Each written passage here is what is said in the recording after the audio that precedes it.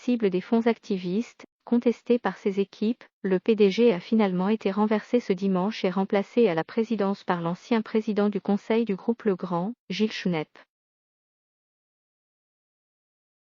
Mais Emmanuel Faber a-t-il vraiment échoué sur toute la ligne? Voici son bilan en détail.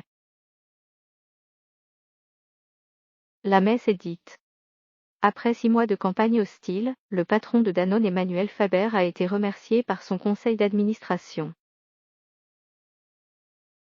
Il est remplacé par l'ancien président du conseil du fabricant de matériel électrique Legrand, Gilles Schnepp, favori des fonds activistes, notamment des artisans partenaires.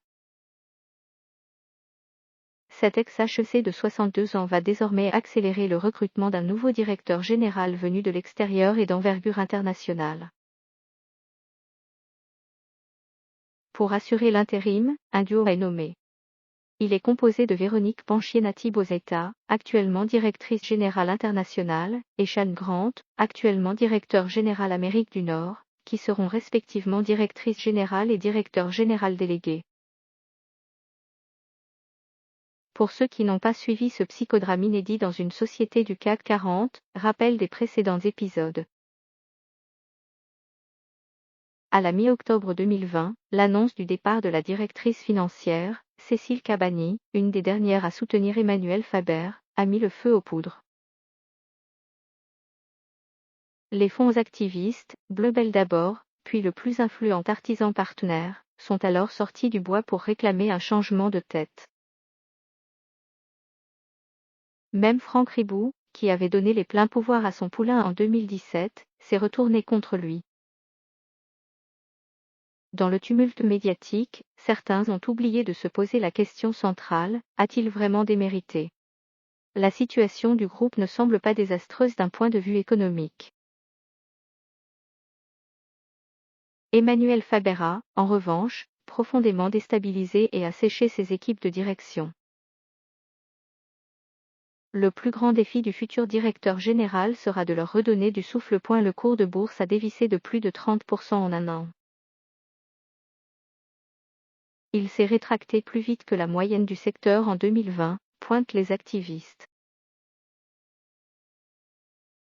Cette chute est due à l'effondrement de la marge opérationnelle, passée de 15,2 à 14% en un an.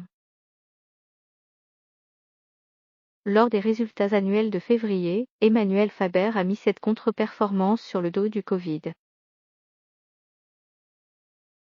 Les analystes estiment de leur côté que la croissance rapide de la marge ces dernières années, de 12,6 à 15,2% entre 2014 et 2019, était moins liée à une croissance saine dopée par l'innovation qu'à une politique de coupe régulière dans les coûts.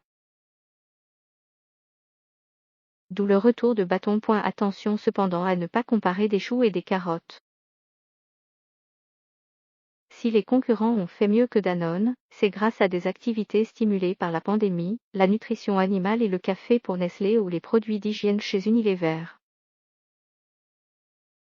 Les actionnaires ont aussi la mémoire courte, car le cours de bourse a plutôt bien progressé ces dernières années, pour atteindre un pic en septembre 2019. Et le bénéfice par action a augmenté de 50% sur 5 ans, plus vite que le secteur. Le statut d'entreprise à mission n'attire plus les fonds éthiques. Depuis son discours de 2016 à HEC sur la justice sociale jusqu'à ses prises de parole récentes à l'ONU, Emmanuel Faber s'est beaucoup exposé sur les sujets de responsabilité sociale et environnementale, RSE.